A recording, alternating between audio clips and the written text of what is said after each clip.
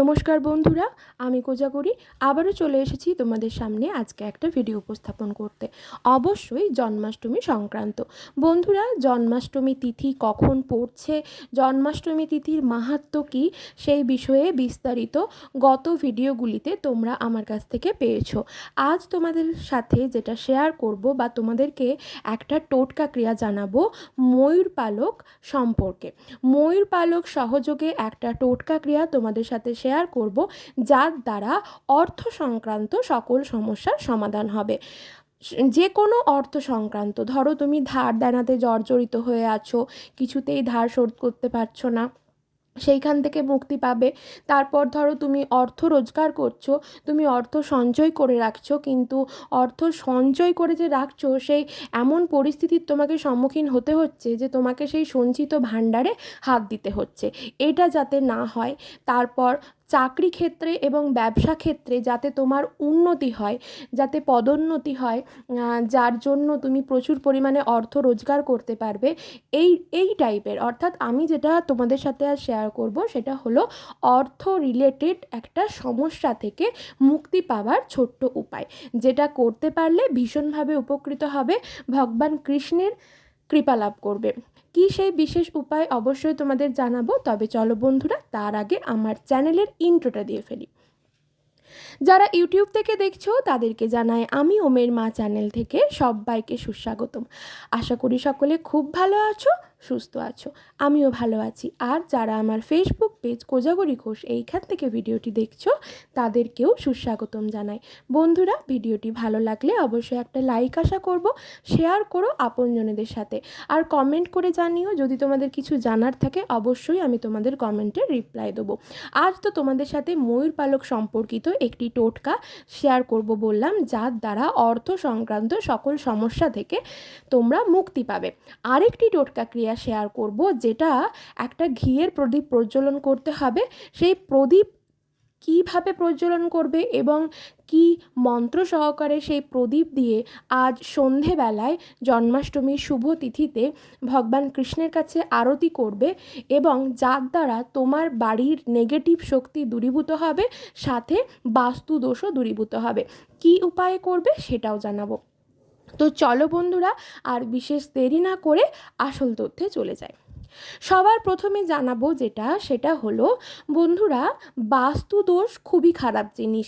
যে বাড়িতে বাস্তুদোষ দেখা দেয় সেই বাড়িতে মানুষের জীবন তছনছ হয়ে যায়, রোগে জরাজীর্ণ অবস্থায় থাকতে হয়, অর্থ রিলেটেড নানান সমস্যার সম্মুখীন হতে হয়, এমন অবস্থা হয় মানুষ মারা অবধি যায়।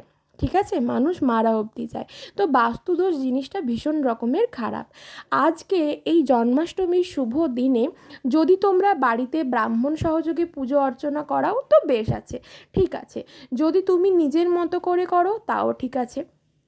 তবে তুমি তোমার মতো তোমার সাধ্য সামর্থ্য অনুযায়ী ভগবানকে নৈবেদ্য সাজিয়ে দিয়েছো নিশ্চয়ই, তারপর তুমি তোমার সাধ্য সামর্থ্য অনুযায়ী পুজোও কমপ্লিট করেছো। তবে আজ যখন সন্ধে দেখাবে, আজ সোমবার, আজ শুভ জন্মাষ্টমী তিথি, আজ যখন সন্ধেটা দেখাবে, এই যে একটা রোহিণী নক্ষত্রের সময় চলছে, সেই টাইমিংসটা তোমাদেরকে কিন্তু আগেই আমি গতকালের ভিডিওতে জানিয়ে দিয়েছি।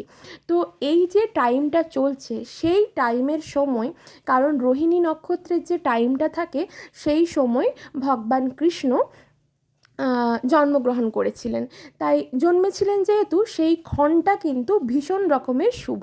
আমাদের নারায়ণের অষ্টম অবতার ভগবান কৃষ্ণের জন্মের যে শুভ ক্ষণটা, সেটা ভীষণ পরিমাণে শুভ, এবং সেই সময় যে কোনো শুভ কাজ যদি তুমি মন থেকে করতে পারো, ভীষণভাবে তোমার কাজটি হবে এবং তোমার জীবনে একটা উন্নতিও ঘটবে। তো সেই সময়টা আবারও আমি স্ক্রিনে একটু লিখে দেব, যে তোমরা স্ক্রিনে দেখতে পাবে। রোহিণী নক্ষত্রের শুধু সময়টুকু আমি আরেকবার লিখে দেবো যাতে তোমাদের দেখতে সুবিধে হয়। তোমরা স্ক্রিনে দেখতে পাচ্ছ আশা করি। তো কি করতে হবে, ওই যে রোহিণী নক্ষত্রের সময়টি চলছে সেই সময় একটি মাটির প্রদীপ নেবে এবং মাটির প্রদীপটি ঘি দিয়ে পরিপূর্ণ করবে, ঠিক আছে, এবং সেখানে সাদা সলতে ব্যবহার করবে, অন্য কোনো কালারের সলতে নয়, সাদা সলতে ব্যবহার করবে এবং সেই ঘিযুক্ত মাটির প্রদীপটির মধ্যে একটি লবঙ্গ, একটি ছোট এলাচ এবং একটি কর্পূরের দানা, যে ট্যাবলেট কর্পূর হয় সেটা দিয়ে দেবে, ঠিক আছে। সব কটি যেন অক্ষত অবস্থায় থাকে এবং প্রদীপের গায়ে একটু সাদা চন্দনের একটা তিলক দিয়ে দেবে, অর্থাৎ একটা ফোঁটা দিয়ে দেবে। তারপর সেই প্রদীপ সহযোগে ভগবান কৃষ্ণের একটু আরতি করবে তোমার মনস্কামনা জানিয়ে। তোমার মনস্কামনা এই ক্ষেত্রে কি থাকবে না, তোমার বাড়িতে যদি কোনো বাস্তুদোষ থেকে থাকে সেটা যেন দূরীভূত হয়, তোমার বাড়িতে যদি কোনো নেগেটিভ অর্জার প্রবেশ ঘটে থাকে সেটাও যেন সরে যায়, বা তোমার বাড়ির কোনো সদস্যের মধ্যে যদি কোনো নেগেটিভ অর্জার প্রবেশ ঘটে থাকে তাও যেন নষ্ট হয়ে যায়। এটাই তোমার কিন্তু মনস্কামনা থাকবে এই প্রদীপটা প্রজ্বলন করে যখন তুমি আরতি করবে। ওম নমো ভগবতে বাসুদেবায় নমঃ, ওম নমঃ ভগবতে বাসুদেবায় নমঃ, ওম নমঃ ভগবতে বাসুদেবায় নমঃ। এই মন্ত্রটি আশা করি সকলেই জানো, কত সহজ মন্ত্র। এই মন্ত্রটি উচ্চারণ করতে করতে তোমাকে আরতিটা করতে হবে। আরতির সময়ক্ষণ কিচ্ছু নেই, তুমি 5 বার আরতি করতে পারো ভগবান কৃষ্ণের মাথা থেকে পা পর্যন্ত, 5 বার আরতি করতে পারো, 7 বার করতে পারো, 11 বার করতে পারো, 21 বার করতে পারো। বুঝতে পারলাম? অর্থাৎ বিজোড় সংখ্যায় তোমাকে ভগবান কৃষ্ণের মাথা থেকে মাথায়, বুকে এবং তার চরণে আরতিটা এইভাবে করতে হবে। করে তুমি সেই প্রদীপটি যতক্ষণ প্রজ্বলিত অবস্থায় থাকে রেখে দাও, তোমার মনস্কামনা ওটাই থাকবে। বাস তুমি এটা করো, দেখবে 24 থেকে 48 ঘন্টা, খুব বড় জোর 72 ঘন্টার মধ্যে তোমার জীবনে একটা মিরাকেল দেখতে পারবে। কিছু না কিছু শুভ জিনিস তোমার মধ্যে, তোমার জীবনে বা তোমার পরিবারের, তোমার সংসারের কোনো মানুষের সঙ্গে দেখবে ঘটে চলেছে বা ঘটছে। এই ক্রিয়াটি করে দেখো, ভীষণভাবে উপকৃত হবে। এই তো গেল একটা ছোট্ট প্রদীপের টোটকা। কথাটি ছোট্ট হলো বিরাট বড় ধামাকাদার। আর যেটা 2 নম্বর, সেটা হলো ময়ূর পালক সংক্রান্ত একটি টোটকা। বাজার থেকে আজই ময়ূর পালক, দশকর্মার যে কোনো দোকান থেকে, দশকর্মার বড় দশকর্মার দোকানে আজকের দিনে ময়ূর পালক অ্যাভেলেবেল, সব জায়গায় পাবে। সেক্ষেত্রে ময়ূর পালকটি যদি বড় নাও বড়ই নেবে, যদি ছোট নাও ছোট নেবে। ময়ূর পালকটা কিন্তু কাঁচি করে কাটবে না। এক্ষেত্রে কটা ময়ূর পালক নিবে?